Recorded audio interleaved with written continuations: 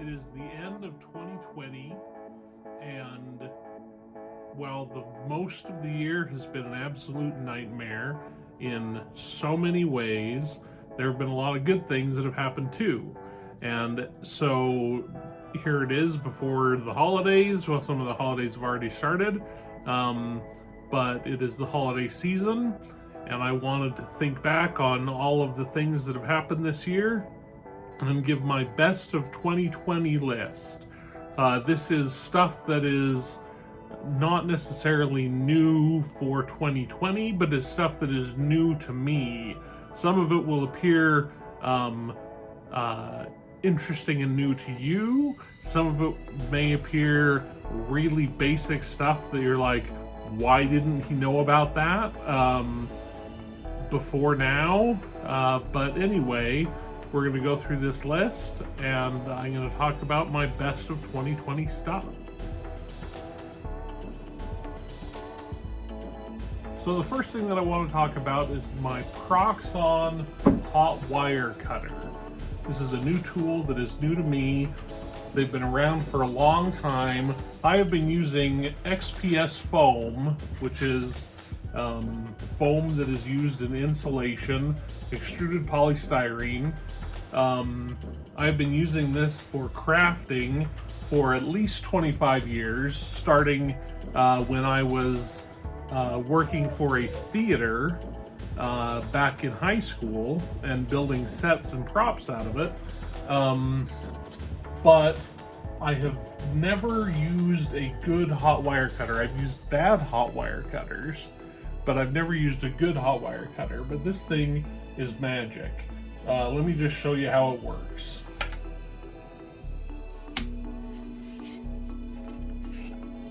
So the Proxxon hot wire cutter is essentially a table saw that cuts foam with a hot wire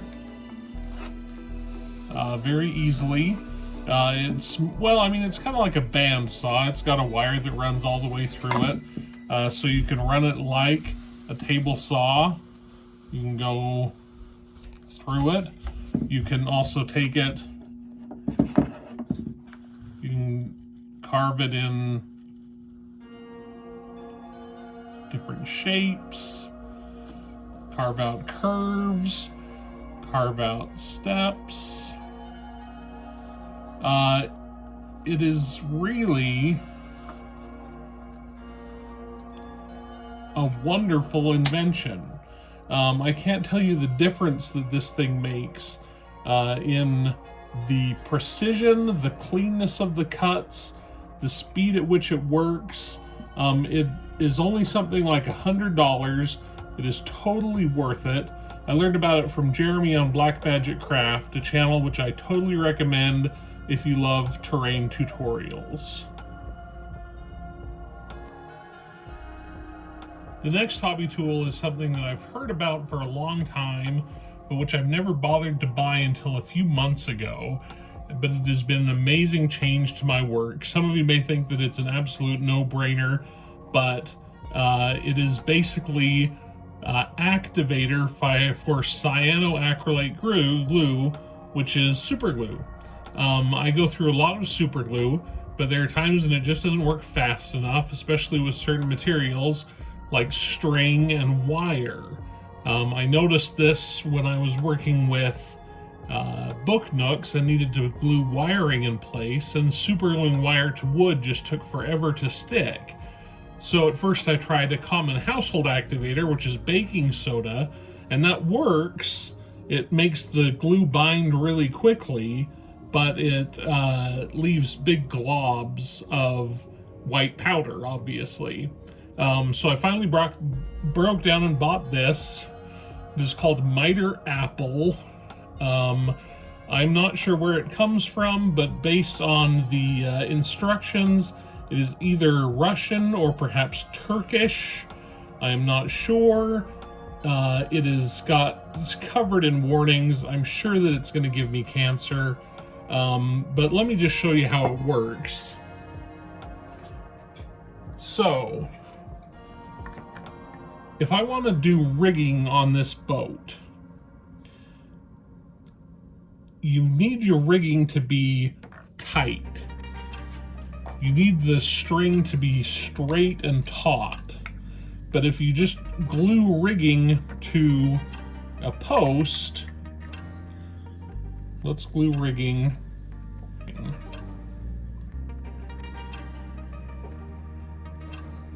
Put a dab of glue right there. Now that string is going to be sitting there forever and not gluing, but if you give it a little spray, put it in the right direction,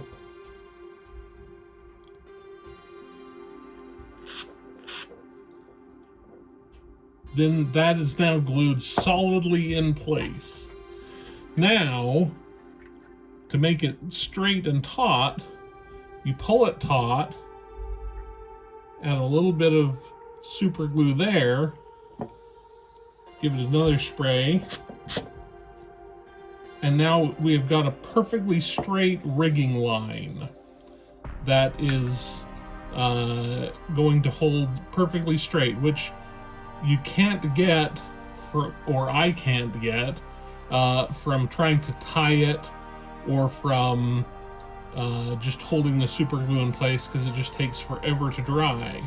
So this cyanoacrylate stuff will give me cancer, but I'm going to be able to rig my boats. So it has totally changed the way that I do modeling. My next hobby tool is also nothing new, but a change in the way that I do things, and it is this. It is cheap paintbrushes. For years I have been buying paintbrushes from hobby stores, either Games Workshop paintbrushes or Army Painter paintbrushes, and they're fine, but they never last as long as I want them to. Now I know that I can make them survive a little bit longer if I use the special soaps and conditioners that you can use to make your paintbrushes last longer.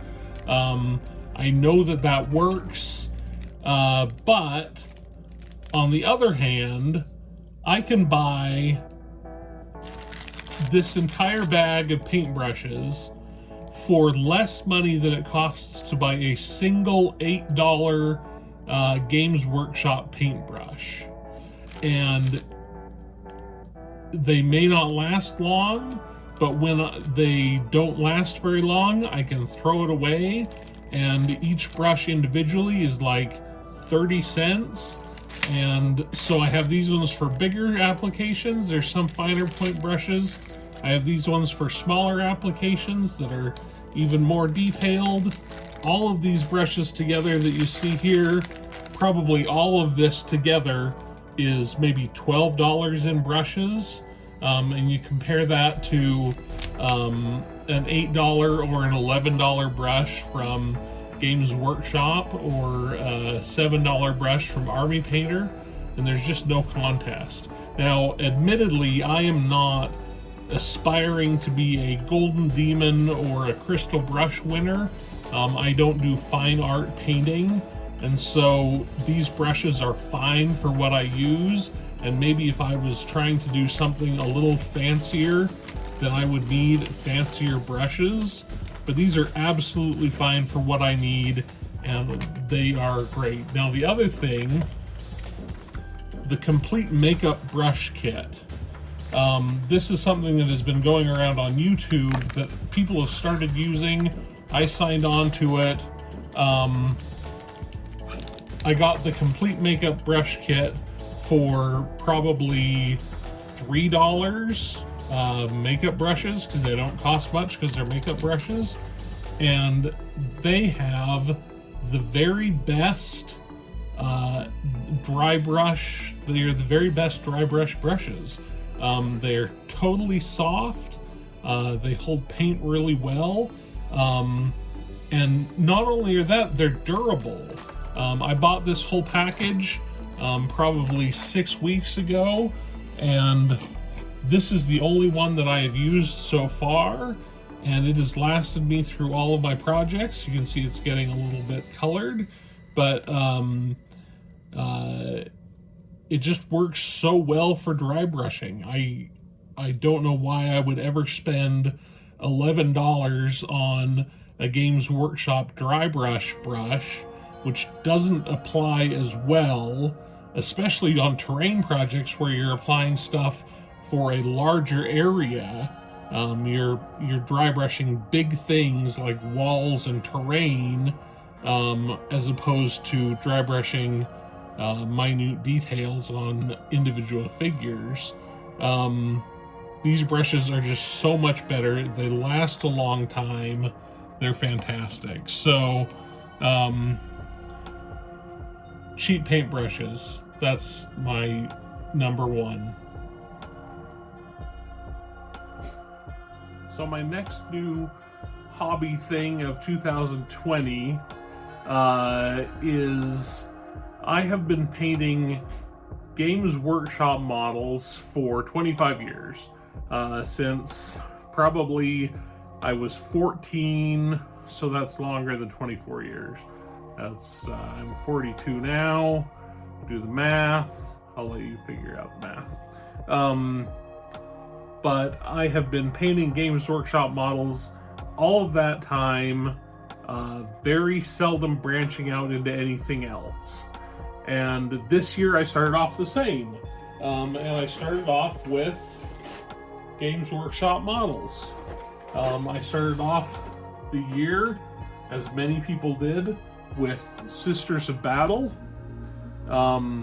Sisters of Battle are fantastic models. You can see how organized my models are.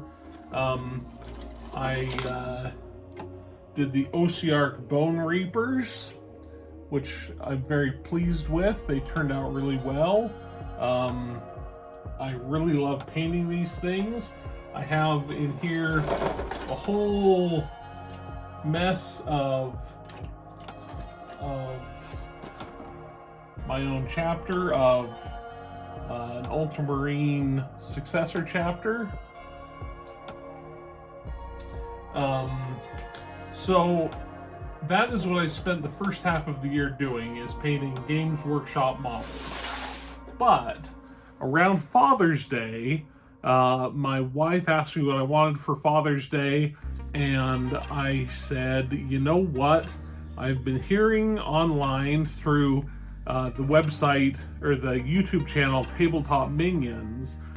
He had been talking about a game that had been intriguing me called Bolt Action, which is World War II. I've always been fascinated by World War II because of family connections to it, and because of just me being a history buff. I was a history minor in college. I've been fascinated by World War II, and so I got into World War II. Bold Action,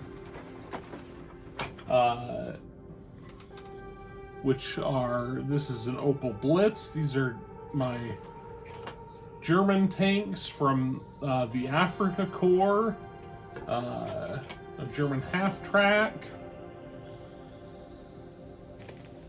a German 88, all in here I have, I'll bring the camera in. These are my commandos, which I'm using for a new project that will be coming up. My commandos, British commandos, for a new terrain project that is a ambitious project that is going to take a while. These smaller guys, these are 15mm miniatures, and these are from Flames of War, which is a 15mm game. So I have these also that I have gotten into, but there's been so much more than this. So we'll move this out. But so I surpassed that. I moved into Team Yankee, which are 1/100 scale miniatures, and they are awesome. They have all sorts of different styles. This is Team Yankee. It is imagining the world goes to war in 1986. So it is 1986 technology. It is the Cold War. It is battling in Western Europe, Western and Eastern Europe. And got into this, Team Yankee, enjoyed that a lot, had fun with that, and then even got into the Continental Army, Starter Army of the American Revolution. I also have the Starter Army of the British Army for the American Revolution. So I have that going on. I also have, as mentioned before, these boats. Black Seas, which is a whole new thing that I've gotten into, are these boats. So that has been my new thing that I have tried out. In my dioramas, you've seen me paint 1/35th miniature scale. You've seen me paint book nooks that have used models from Miniature Market, from Night Models, from the Foundry, from Perry Miniatures, all sorts of these miniature makers, and they have all been fun, and it has just really expanded my world of miniature painting by branching out from Games Workshop. Games Workshop is top of the line. They make the highest quality products. They are by far the most detailed, but they're also the most expensive. And so I can get a whole starter army of bolt action Waffen SS or US infantry, a whole starter army that comes with tanks and platoon and mortars and machine guns, all for the price of a 15-person starter box for a Warhammer army.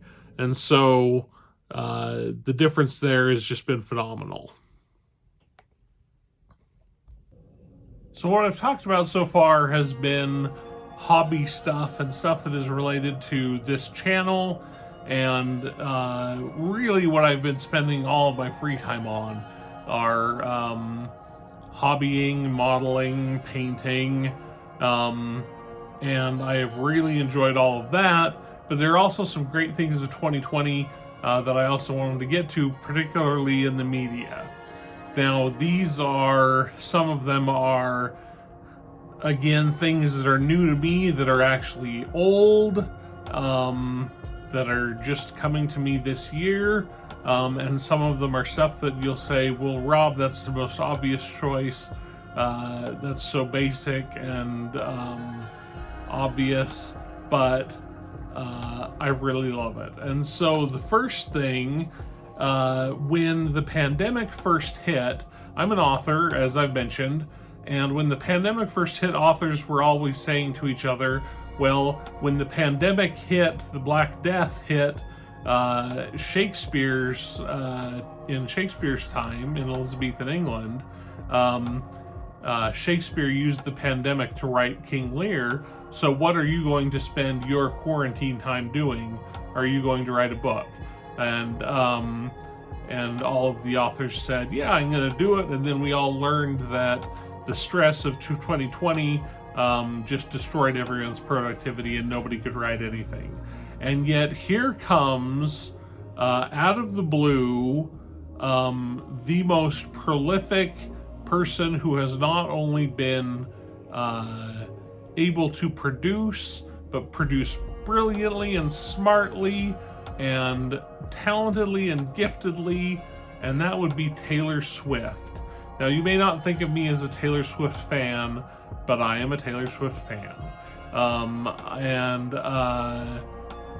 Never more so than when the Folklore album hit, and I listened to it for the first time, and I was blown away by the first track on the first album. I was absolutely blown away by it, and she had produced the whole thing, written it, recorded it, all during quarantine, and it was phenomenal, and I loved it. And when I planned out this video, I was planning on talking about Taylor Swift and her Folklore album, and then 2 days ago she dropped Evermore, her follow-up album, which is 5 months later. She just happens to have written an entirely new companion album, also written during the pandemic and produced during the pandemic. And while this one, I've only listened to it through 3 times now in the last 2 days, it hasn't hit me as hard as Folklore hit me. Folklore got me right in the gut. Evermore hasn't hit me as hard, but it is still brilliant. I still think that Taylor Swift is often overlooked as bubblegum country pop, and not only the gifted musician that she is, but for the savvy business person that she is, and for just being a smart, intelligent, poetic person. And so that is my recommendation for music, my first one, which is Taylor Swift, Folklore. My second recommendation for music comes to me surprisingly. This one snuck up on me and I didn't really expect it. I have always kind of ironically liked Jewel. Jewel, her first album, Pieces of You, hit during my senior year of high school, and it blew up. It became like one of the best-selling albums of the decade, if not best-selling albums of many decades. And it was great, but I was never really a Jewel stan. I liked the music, but it was just still Jewel, and I was just not into Jewel. That said, over time, I have followed her career.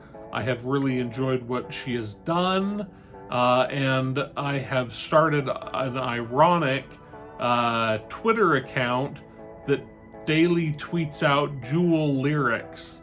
And I started this probably 8 months ago, just tweeting out Jewel lyrics every day.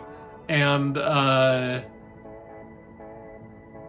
I got a message, and I don't know where I heard about it, but found out that she was having a concert, an online live concert, and this was about a month ago, where she would be playing in order all of the songs from her original album, Pieces of You, in order, in a live online concert, and it was only $25, and it came with CDs, and I thought, well, you know, I am starved for some live music, some good music, and I like Jewel. I'll dive in and do it. It was one of the best concerts that I've witnessed, that I haven't been in person for, and even some compares with concerts that I have been in person for. She was on top of her game. Her voice was as good as it has ever been.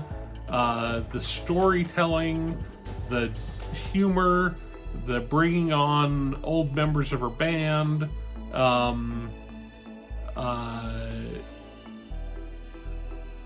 the history as she told it of how each song came to be, and just her stage presence and her vocals were totally on point, and it was phenomenal. So I don't think that you can watch it online anymore, but you can probably find the CDs that are live recordings of the concert online. Pieces of You, Jewel live in concert. It was phenomenal. Finally, the last piece of media that I want to talk about for 2020 is a book that came out in 2016 that I only recently discovered and have been absolutely absorbed by and enthralled by, and it is called, I have to look up the name, The Lost World of the Old Ones by David Roberts.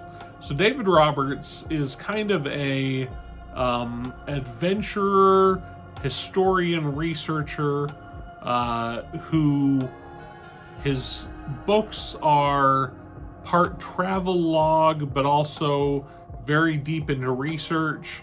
And in 1996, he put out a book called In Search of the Old Ones, that was about the ancestral Puebloans, which is the current accepted name of the Anasazi. You've probably heard of the Anasazi, lived in the Southwest, Arizona, New Mexico, Colorado, the Colorado Plateau. It's where Mesa Verde came from. It's where Choco Canyon came from the Anasazi, or the ancestral Puebloans, as they are preferred to be called. This book came out in 1996, and it blew my mind back then. I had lived in New Mexico, and I had lived 10 miles from Choco Canyon, which is considered one of the most amazing archaeological sites in all of the contiguous 48 states, probably including all 50 states. It is 5-story tall houses with 800 rooms. You wouldn't believe that they are just in the middle of nowhere in New Mexico unless you've seen pictures of them, unless you've been there and you've walked through the ruins and seen how magnificent Choco Canyon is. And I had the opportunity to live 10 miles away from it, visited it all the time. So I've been fascinated by the ancestral Puebloan culture. In Search of the Old Ones, his 1996 book, went into a lot of theories and mysteries, particularly where did the ancestral Puebloans go? That is the big mystery, is where did they all end up? Because they disappeared.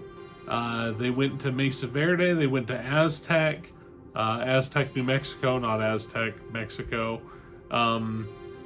And they seem to have disappeared. And there have been a lot of theories as to where they went, as to what caused them to leave where they were.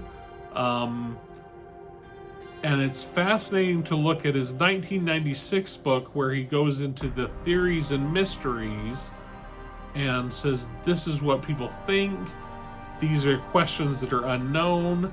And now this other book was written 20 years later, 2016, and some of the theories that he had proposed are now absolutely accepted as fact, and they say, yes, this is absolutely what happened, we're sure of it. And some of the theories that he proposed have been completely debunked, and they say, yeah, that was some research that we thought would pan out, and it really hasn't panned out, and there's been a lot of controversy about it. This book has been enthralling for me to read, both because I'm so fascinated by the ancestral Puebloan culture, but also because of the fact that it is such a snapshot into the evolution of history and archaeology and our understanding of the world. So I can't recommend the book highly enough. It's called The Lost World of the Old Ones by David Roberts. Check it out. All of these things that I have mentioned today, I am going to put links to in the comments or the description of this video so you can purchase them. As usual, no affiliate links because I am not asking for your money. But if you're interested in any of it, then do that. If you haven't already liked, shared, and subscribed, please like, share, and subscribe. If you have any fabulous things from 2020 that you are interested in and want to share, please share them in the comments below. If any of these things that I've talked about have sparked any interest in you, let me hear about it in the comments. And thanks so much for watching. Also, if you haven't gone to the community tab for this channel, there's a poll up to determine what my next hobby terrain project is going to be. And currently there are not a lot of votes, but the lead contender is Warhammer 40k terrain. I've steered away from that because I've just been so enthralled by other stuff, but it seems to be like a lot of people want to see Warhammer 40k terrain. So if you want to vote, go to the community tab, vote, see what your options are.